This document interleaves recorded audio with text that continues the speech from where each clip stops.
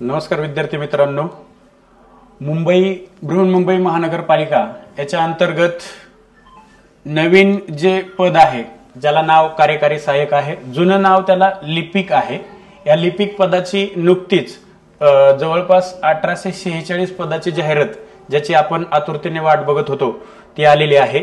या संपूर्ण लिपिक पदाची जी माहिती आहे, भरती प्रक्रिया कशी होणार आहे याची संपूर्ण माहिती आज मी प्राध्यापक महावीर गिरी सर, सध्या बृहन्मुंबई महानगरपालिका याच्या अंतर्गत जे मुंबई अग्निशमन दल आहे या ठिकाणी कार्यरत असून या सेक्शन मध्ये आज तुम्हाला संपूर्ण लिपिक पदाची माहिती देणार आहोत। म्हणजेच कशा पद्धतीने ही लिपिक भरती होणार आहे, त्याचा पॅटर्न जो आहे, टीसीएस एक्झाम घेणार आहे पॅटर्न थोडासा आतापर्यंत ज्या आपण एक्झाम पाहिलेले आहेत त्या एक्झाम मध्ये थोडासा वेगळा पॅटर्न आहे। तर त्या संपूर्ण माहिती त्याच्याबद्दल अनेक ठिकाणी तुम्ही व्हिडिओ बघितले असतील, तरी त्या ठिकाणी अनेक विद्यार्थ्यांना शंका आहेत आणि या सर्व शंका कुशंका मी या ठिकाणी आज तुमचं शंकेचं निरसन करणार आहेत आणि कोणते विद्यार्थी ही जी परीक्षा आहे ती देऊ शकतात याची संपूर्ण माहिती आजच्या या व्हिडिओमध्ये तुम्हाला देणार आहोत। ठीक आहे, हरकत नाही। आपण पाहणार आहोत की जुनं जे नाव आहे त्याला लिपिक आहे, कार्यपद्धती सेम आहे पूर्ण महानगरपालिकेच्या अंतर्गत, फक्त त्याला जे आहे ते नाव बदली झालेलं आहे। जशा पद्धतीने आपण एमपीएससी ची एक्झाम देतो, एमपीएससी मध्ये जर आपण एएसओ पोस्ट बघितली, अगोदर त्याचं नाव होतं मंत्रालय सहाय्यक, आज आपण काय म्हणतो बरोबर, तर आज आपण त्याला वेगळ्या याने म्हणतो असिस्टंट सेक्शन ऑफिसर म्हटलं जातं। तशाच पद्धतीने आज आपल्याला पाहायचं आहे की सर्वात पहिलं म्हणजे पात्रता। आता याच्या बाबत अनेक या ठिकाणी विद्यार्थ्यांच्या मनामध्ये शंका आहे, तर लक्षात ठेवा मी तुम्हाला आजच्या सेक्शन मध्ये संपूर्ण माहिती देणार आहे। यासाठी काय लागणार आहे बघा, 10वीचं मार्क लिस्ट आणि बोर्ड सर्टिफिकेट आवश्यक आहे। ओके, त्यानंतर नंबर 2 12वीचं मार्क लिस्ट आणि बोर्ड सर्टिफिकेट आवश्यक आहे। ठीक आहे, तिसरी महत्वाची गोष्ट आहे की तुम्ही कोणत्याही याच्यामध्ये ग्रॅज्युएशन म्हणजे डिग्री असणं आवश्यक आहे। आता डिग्री मध्ये तुम्हाला 45% मार्क्स आवश्यक आहेत, ही एक तिसरी पात्रता महत्वाची आहे। यानंतर सर्वात महत्वाची गोष्ट या ठिकाणी डिग्री मध्ये जी आपल्याला पाहायला मिळते ते म्हणजे फर्स्ट अटेम्प्ट मध्ये तुम्ही ती डिग्री जी आहे ती मिळवल्याचं सर्टिफिकेट, ज्या कॉलेजमध्ये तुम्ही शिक्षण घेतलेलं आहे त्या ठिकाणी जाऊन ते सर्टिफिकेट तुम्हाला घ्यायचं आहे।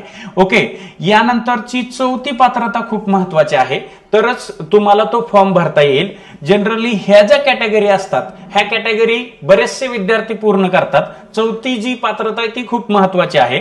यासाठी सर्वात महत्वाची गोष्ट आहे ते म्हणजे मराठी टायपिंग, यासाठी तुम्हाला 30चं स्पीड पाहिजे।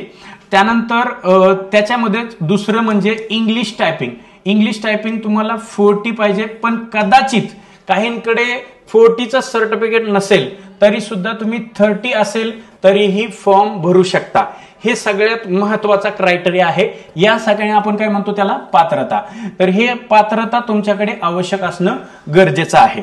ठीक आहे, यानंतरचा दुसरा मुद्दा पाहूया आपण, ज्याला आपण म्हणतो एज म्हणजे वय। ठीक आहे, हा एक सर्वात महत्वाचा मुद्दा आहे। लक्षात ठेवा, ओपन कॅटेगरी असेल तर ते वयाच्या 38 वयापर्यंत एक्झामचा फॉर्म भरू शकता। ठीक आहे, त्यानंतर जर तुम्ही कुठल्याही एससी ओबीसी वगैरे कास्ट मध्ये असाल तर कास्ट मध्ये 43 एज दिलेला आहे। ठीक आहे, त्यानंतर तिसरं आहे की माजी सैनिक। ठीक आहे, माजी सैनिक 45 एज पर्यंत फॉर्म भरू शकता। त्यानंतर नंबर 4 चौथी सर्वात महत्वाची गोष्ट आहे म्हणजे आम्ही त्याच्यामध्ये इन्व्हॉल्व आहे, सर्व बीएमसी कर्मचाऱ्यांसाठी ही पात्रता आहे। म्हणजे समजा मी बीएमसी कर्मचारी आहे तर मी सुद्धा इंटरनल एक्झाम देऊ शकतो, ज्याला डिपार्टमेंटल म्हणतात। मग ह्या डिपार्टमेंटल साठी तुमच्याकडे 45 एजचा क्रायटेरिया दिलेला आहे। दुसरी सर्वात महत्वाची पात्रता आहे बीएमसी कर्मचाऱ्यांसाठी की मिनिमम तुमची 3 वर्ष सेवा झाली पाहिजे बीएमसी मध्ये, हे एक लक्षात ठेवणं गरजेचं आहे। तर हे झाला सेकंडरी पार्ट, ज्याला आपण काय म्हणतो एज। ओके, थर्ड पार्ट मध्ये जाऊया आपण की एक्झाम म्हणजेच परीक्षा। ओके, हा एक सर्वात महत्वाचा पार्ट आहे, परीक्षा लक्षात ठेवा टीसीएस घेणार आहे। ठीक आहे, आता हे लक्षात घ्या, आतापर्यंत जेवढ्या पण टीसीएस ने एक्झाम घेतलेल्या आहेत त्या टीसीएस एक्झाम मध्ये हा जो बीएमसीचा पॅटर्न आहे थोडासा वेगळा आहे. कसा वेगळा आहे तर आपण पाहूया की याच्यामध्ये 4 टप्पे दिलेले आहेत. त्यांनी 4 टप्पे दिलेले आहेत. म्हणजे याला आपण सिलेबस सुद्धा म्हणू शकतो, अभ्यासक्रम म्हणून सुद्धा तुम्ही लक्षात ठेवू शकता. अभ्यासक्रम मध्ये 4 टप्पे आहेत. सगळ्यात पहिला पार्ट जर समजा आपण जीएस निवडला तर त्याच्यासाठी तुम्हाला 25 क्वेश्चन आहेत आणि 50 गुण आहेत, लक्षात ठेवा. देन सेकंडरी जे आहे त्याला आपण फक्त त्या ठिकाणी म्हटलेलं आहे मॅथ नाही, लक्षात ठेवा. त्या ठिकाणी आहे बुद्धिमत्ता, म्हणजे त्याला आपण रिझनिंग म्हणतो, लक्षात ठेवा. हे 25 क्वेश्चन आहेत, 50 गुण, लक्षात ठेवा. देन तिसरा आहे मराठी व्याकरण, ठीक आहे. आणि चौथा आहे इंग्लिश ग्रामर. आता पॅटर्न सेम आहे, 25 क्वेश्चन 50 गुण 50 गुण. आता हे जनरली सगळ्या ठिकाणी लक्षात राहत, पण पॅटर्न मी तुम्हाला बोलताना म्हटलंय की वेगळा आहे. कसा वेगळा आहे? समजा त्यांनी जीएस पॅटर्न घेतला पहिला तर त्याच्यासाठी तुम्हाला 25 मिनिटं वेळ दिलेला आहे बरं का ऑनलाईनला, हे लक्षात घ्या.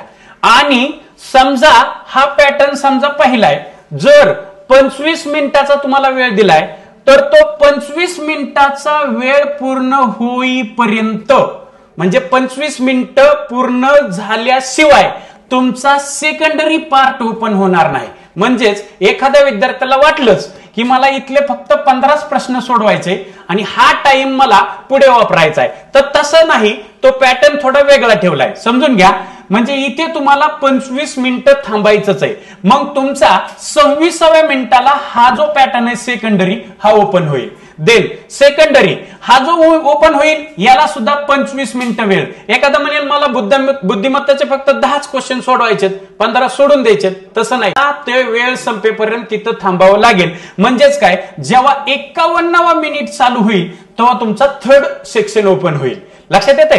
आणि हा सेक्शन संपेल तुमचा 75 मिनिटाला आणि 76व्या मिनिटाला तुमचा फोर्थ सेक्शन ओपन होईल.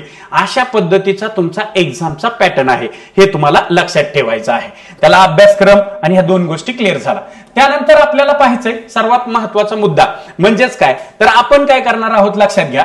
हे जे लिपिक पदाची बॅच आहे ती घेणार आहोत आणि ही बॅच आपली 10 सप्टेंबरला चालू होते, लक्षात घ्या. याची संपूर्ण माहिती इत्थंभूत पद्धतीने तुम्हाला दिली जाईल. 10 सप्टेंबरला बॅच होईल. देन 5वा मुद्दा आहे की संपूर्ण जी बॅच घेणार आहे ती ऑनलाईन असणार आहे. ओके, ती बॅच रेकॉर्डेड असणार आहे, तुम्ही किती वेळा लेक्चर बघू शकता. ऑनलाईन कशावरती होईल तर ऑफिसर अकॅडमीचं ऍप, ऑफिसर अकॅडमीचं ऍप तुम्हाला प्ले स्टोर वरून डाउनलोड करून घ्यायचंय, ठीक आहे. प्ले स्टोर वरून हे आपलं ऍप आहे, हे अकॅडमीचं ऍप डाउनलोड करून घ्यायचंय. 10 सप्टेंबरला बॅच असेल, ठीक आहे. 6वा मुद्दा आहे की बॅच कधी असेल तर अगदी सायंकाळी 7 ते 9 या वेळात तुमची बॅच होईल, ठीक आहे. तर हे एक तुम्हाला महत्वाची गोष्ट आहे. यानंतर तुम्ही म्हणाल की राहिला प्रश्न आपला फीचा, अगदी नगण्य फी ठेवली, म्हणजे 1499 रुपये फी ठेवली. दुसरा एक महत्वाचा मुद्दा आहे, अनेक मार्केटमध्ये क्लास येतील जातील, आपण तुम्हाला एकदम चांगल्या पद्धतीचं स्वतः त्या ठिकाणी सर्व्हिसला असल्यामुळे मार्गदर्शन देणार आहोत. फी कमी आहे. दुसरी गोष्ट, या फी मध्ये तुम्हाला 10 टेस्ट देणार आहे, ठीक आहे. त्या टेस्ट सुद्धा मिळणार आहेत. तर ह्या सर्व गोष्टी तुम्हाला अगदी चांगल्या पद्धतीने लक्षात ठेवा, तारीख 10 सप्टेंबर पासून मिळणार आहोत. तर सर्व विद्यार्थी मित्रांना विनंती आहे की त्यांनी हे officer academy app play store वरून डाउनलोड करून जी बॅच आपली 10 सप्टेंबरला होणार आहे त्या बॅचला सर्वांनी जॉईन व्हायचे. या ठिकाणी तुम्हाला संपूर्ण मार्गदर्शन दिलं जाईल. धन्यवाद.